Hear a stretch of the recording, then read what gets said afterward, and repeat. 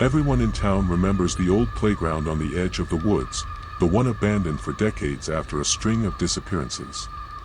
Locals whisper about the hollow child, a pale, silent kid with eyes too dark and empty, who appears at dusk, standing just out of reach. They say he never speaks, never moves, just watches.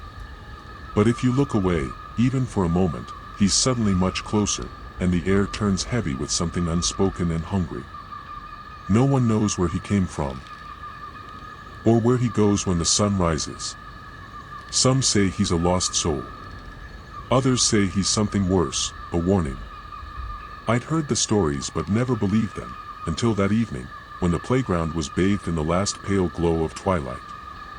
The swings creaked in the wind, the rusted slide groaned, and just beyond a faded merry-go-round stood a child with skin like chalk and eyes like empty wells.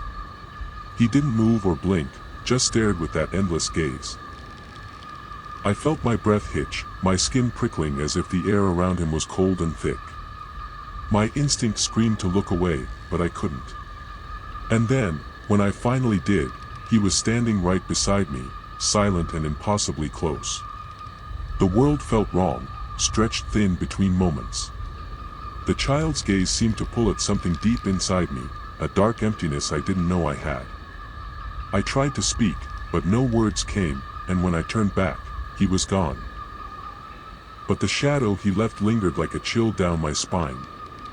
Since that night, I've caught glimpses of him, always watching, always waiting, and sometimes I swear I hear the faintest echo of children's laughter twisted into something desperate and hollow.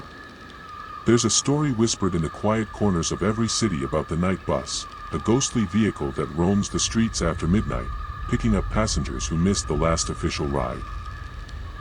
It's said to be driven by a faceless conductor, its windows dark and silent, and that once you board, the bus takes you not home, but somewhere else, somewhere cold, endless, and without escape. Those who see it are warned, don't get on, because the bus never stops, and its passengers never get off. I was running late, the city's glow fading as the clock struck past midnight. The bus stop was empty except for me, chilled by a wind that seemed to carry whispers. Then, headlights pierced the darkness, and the night bus rolled to a halt, no number, no destination sign, just a door creaking open. The driver sat in shadow, no face visible beneath the brim of his hat. I hesitated, but exhaustion won, and I climbed aboard. Inside was dim, the seats worn and stained, the air thick with a scent of decay and old smoke. The bus lurched forward, swallowing the streets behind me. Outside, familiar landmarks blurred and warped. The city twisted into impossible shapes, streets leading nowhere, buildings melting into shadows. Other passengers sat silently, faces pale and eyes hollow, staring into nothing. I tried to get off, but the doors wouldn't budge. Panic clawed at my throat as I realized the bus wasn't headed anywhere I knew. It was taking me to a place beyond time, a limbo where lost souls drift forever.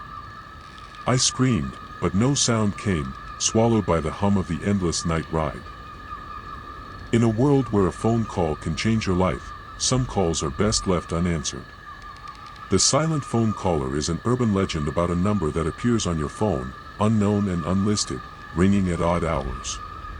Those who answer hear only silence, and then, faintly, the sound of their own last breath, as if the line is a bridge between the living and the dead. Legend says if you pick up, you're pulling yourself closer to the moment of your own death, and the caller waits patiently, counting down the seconds. My phone lit up with a number I didn't recognize, no area code, just a string of digits that flickered and disappeared. I ignored it at first, but then it rang again, late at night, slicing through the quiet. Curiosity won, and I answered. Silence. Then, a faint rasping breath, slow and shallow, like someone struggling to hold on. I thought it was a prank, until the breath matched my own, synchronized perfectly. Heart hammering, I tried to hang up, but the line stayed open, the breath growing heavier, closer. I felt an icy chill crawl up my spine, as if death itself was whispering on the other end. Since that call, the phone rings at unpredictable moments, always the same number, always the same silence. And sometimes, in the quietest moments, I swear I hear my own last breath lingering on the line, counting down the seconds I have left. There's an old railway tunnel outside town, long abandoned, coated in layers of peeling paint and graffiti. Locals avoid it after dark, not just because of the eerie silence, but because of the whispers. People say if you step inside the whispering tunnel, the walls start talking. Not out loud, but just beneath the edge of hearing, like a secret passed from the shadows. At first, the whispers sound like nothing, just the wind or your own breath, but if you listen closely, they start to echo your deepest, darkest secrets, spoken in voices not your own. The longer you stay inside, the louder they get, until the whispers become screams, screams begging for release, screaming for you to stay forever in the darkness, trapped in a prison built from your own fears. It was the kind of dare that seemed thrilling in the daylight but turned into a nightmare after sundown. My friends pushed me toward the tunnel's gaping mouth, saying it was just a place where the wind made funny noises, nothing more. But the instant I crossed the threshold, the air changed, thicker, colder, and heavy with a scent like damp stone and rot. The beam of my flashlight barely cut through the thick blackness. The tunnel walls seemed to close in, slick with moisture and crawling with shadows that flickered at the edges of my vision. Then I heard it, a faint murmur, so low it could have been the wind, but the words, they were mine. My heart pounded as I heard my name whispered, then a secret I had never spoken aloud. I spun around, but the tunnel stretched endlessly behind me, dark and silent. The whispers grew, circling me, repeating everything I had buried deep inside. My fears, my guilt, my regrets. I tried to run, but the whispers followed, echoing louder, twisting into screams that clawed at my mind. The walls seemed to pulse, closing in like a living thing, squeezing tighter with every step I took. Panic consumed me as I realized the tunnel wasn't just whispering, it was trapping me, weaving my secrets into chains of shadow that held me fast. The last thing I remember before everything went black was the voice of the tunnel itself, cold and relentless. You belong here now. Mirrors don't just show us our reflections, they hold fragments of something else, something watching. The Mirror Man is said to live just behind the glass, lurking in the distortions and shadows, waiting for the moment when your gaze falters. Those who lock eyes with him in the mirror see their own face twist into something unrecognizable, a grotesque, grinning visage that smiles with eyes full of madness. They say once you see the Mirror Man, your reflection no longer belongs to you. It watches, it waits, and slowly, it starts to move on its own, trapping your soul between two worlds, while something takes your place. It started as a joke, standing in front of the cracked bathroom mirror at midnight, daring my friends to see that Mirror Man. I never expected to see anything. But as the clock struck 12, my own reflection flickered, and suddenly, the eyes staring back at me were not my own. They were too wide, too bright, full of a madness that clawed through the glass. The reflection's lips stretched into a cruel, impossible grin that wasn't mirrored in my face. Frozen with terror, I watched as the reflection raised a hand, beckoning me closer with fingers that curled like claws. I tried to look away, but the Mirror Man's eyes held me, dragging me deeper into the glass. My reflection twisted and changed, and I felt a cold pressure behind my own eyes, like something trying to force its way out.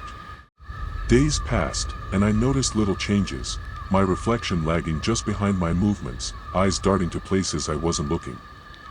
I heard whispers in the silence, saw shadowy figures flicker at the edges of mirrors everywhere.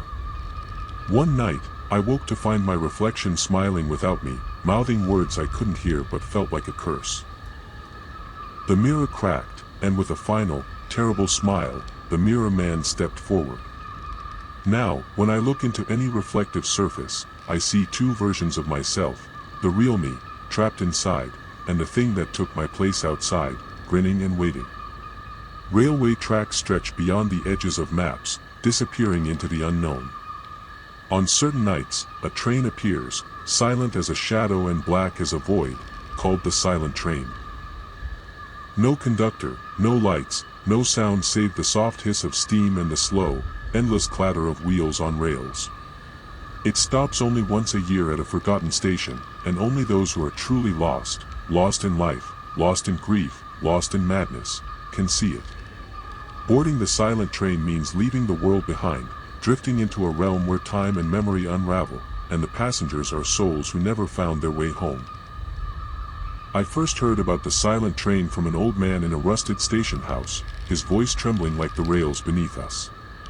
He said the train wasn't meant for the living but for those caught between worlds, those who'd slipped through the cracks of existence. One bitterly cold night, I saw it, a vast black silhouette looming on the horizon, drifting toward the abandoned platform like a phantom ship. The air vibrated with an eerie stillness as the train slid to a stop without a sound. I felt drawn to it, a whisper in my mind urging me to step aboard. The doors groaned open, revealing empty seats bathed in a dim, ghostly light. Shadows flickered in the corners, and a cold mist curled around my ankles. The passengers were pale figures, faces blurred and shifting like smoke. Their eyes held no recognition, only endless sadness.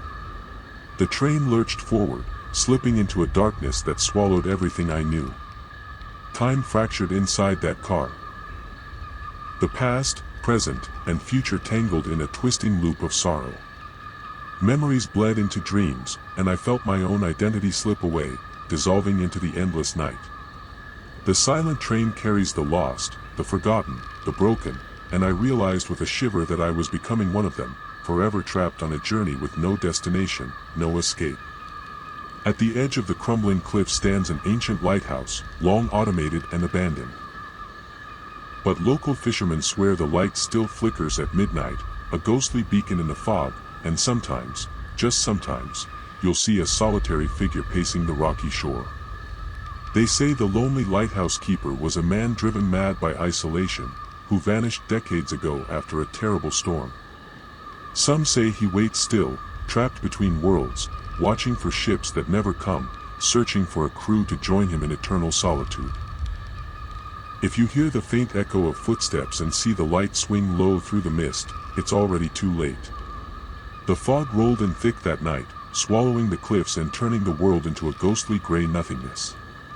I was out late, fishing alone, when I saw it, the lighthouse light, dim and swaying like a flame caught in a breath of wind. I'd heard the stories, of course, how the keeper disappeared years ago after a storm that wiped out a whole fishing fleet. But seeing the light pulse through the fog, alive and moving, felt like a challenge.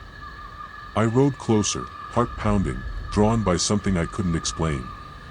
As I neared the shore, I saw him, a thin, ragged figure pacing the rocks, eyes glowing faintly in the gloom. His face was gaunt, stretched tight like a mask of pain, and his movements were slow but deliberate, as if he were waiting for something, someone. I called out, but he didn't answer. Instead, the fog thickened, and the sound of waves crashing turned to a low whisper, voices, murmuring just beyond hearing. The keeper's eyes locked on mine, and suddenly the world shifted. The fog became a cage, the light a lure, and I realized too late that he wasn't waiting for ships, he was waiting for me. There's a legend about a painter whose portraits were so lifelike that those who sat for him swore the eyes followed them long after the brush left the canvas. What they didn't know was that the painter's obsession ran deeper. He didn't just capture their likeness, he trapped their souls inside the paint, locking them in a world where they could watch but never move or speak. If you ever stumble across one of his portraits, don't stare too long, because the moment you look away, you might find yourself trapped inside the frame, a prisoner to the artist's eternal gallery. The old mansion was full of his paintings, portraits of men, women, children. All frozen in moments of silent despair. I found the gallery by accident, drawn by the eerie beauty of the faces that lined the walls. The eyes followed me as I moved through the room, wide, pleading, some filled with terror, others with sorrow. I felt a chill that wasn't from the draft and realized something was wrong. These weren't just paintings. They were prisons. One portrait caught my attention. A young woman, her eyes glassy and desperate, lips slightly parted like she was about to scream. I stared too long, mesmerized, and the room seemed to tilt. When I looked away, the walls faded, and suddenly I was inside the frame, trapped behind the glass, unable to move or cry out. Outside, I could see my own body staring back, frozen in fear. The painter's gallery wasn't just a collection of art. It was a cemetery of souls, and now I was part of the exhibit, forever watching as the next victim stepped into his studio, unaware of the fate that awaited. There's a haunted phone number that nobody dares call, because those who do hear something terrifying on the other end. The static phone rings randomly, with no caller ID, and answering it is said to trap you in a nightmare loop where voices from the dead whisper secrets meant to drive you insane. Some say it's a gateway between the living and the dead, others say it's a curse passed down by a forgotten victim of a terrible crime. Whatever it is, once you answer, the static never ends, and neither does the terror. It started with a single call at midnight, a harsh, buzzing ring slicing through the silence of my apartment. I hesitated, but curiosity won. I picked up, and the line was filled with static, deep, growling, like a beast breathing down the wires. Then a voice whispered, low and cracked, "I'm coming for you." I slammed the phone down, but the calls didn't stop. Night after night, the ringing pierced the darkness, the voice growing clearer, closer, more desperate. It told me things I shouldn't know, secrets buried deep in my mind, names of people long dead. Sleep abandoned me. Shadows seemed to crawl at the edges of my vision. When I tried to hang up, the static would crawl back, twisting into voices pleading, screaming, warning. I realized the phone wasn't just ringing, it was pulling me into a trap, a liminal space where time frayed and the dead whispered promises of release that always ended in madness. Answer the call if you dare, but once you hear the static voice, you'll never truly hang up. There's a stretch of highway that doesn't appear on any map, a road that only shows itself under a thick blanket of fog, disappearing into nowhere. Travelers who take this road report strange things. Time slips, the radio warps into distorted voices, and the landscape shifts unnervingly, like a nightmare caught between reality and oblivion. But the worst part is that if you drive too far, the road swallows you whole, erasing your presence from the world as though you never existed. They call it the Vanishing Highway, a cursed passage where the lost disappear, leaving behind only empty, echoing asphalt. It was after midnight when I saw the fog roll in, thick and suffocating, swallowing the familiar turns and landmarks of the country road I was driving. Then the Vanishing Highway appeared, a slick ribbon of black asphalt stretching into a pale, impenetrable haze. The air grew cold and thick with silence. My radio flickered, distorting into low murmurs, voices calling my name, whispering secrets I'd never told anyone. The trees lining the road bent and twisted, shapes melting like wax in the fog. I tried to turn back, but the highway stretched endlessly ahead. My phone lost signal, the sky darkened to a heavy, oppressive black. Hours passed in moments. Every mile was a blur, a liminal space where time folded and reality unraveled. Suddenly, my rearview mirror showed empty road behind me, no headlights, no cars, no signs that I'd ever been there. The Vanishing Highway wasn't just a road. It was a trap, a corridor to nowhere, and I was already lost. In a dusty thrift store on the edge of town sits an unassuming black couch, threadbare but strangely inviting. They say the couch is cursed, anyone who sits on it finds themselves trapped in a waking nightmare, unable to leave the room or wake up from a twisted reality that folds in on itself like a labyrinth. Whispers seep from its fabric, promising comfort but delivering endless torment, and those who try to stand find their bodies heavy, glued to the cushions by some unseen force. The black couch doesn't just hold you, it consumes you. I thought it was just a piece of old furniture, comfortable in a worn, unsettling way. But the moment I sank into its cushions, the world changed. The thrift store faded away, replaced by a dimly lit room with no doors, no windows. Just the black couch and shadows that crept closer. I tried to stand, but my limbs felt like lead, each movement sluggish and impossible.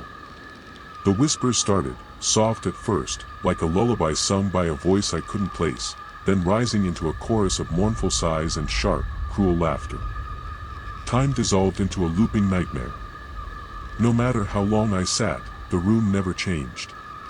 The shadows shifted just out of reach, and the air grew thick with the scent of decay. Days, months, maybe years passed. I lost track. The black couch held me captive, feeding on my fear and hope in equal measure, a prison made of fabric and darkness.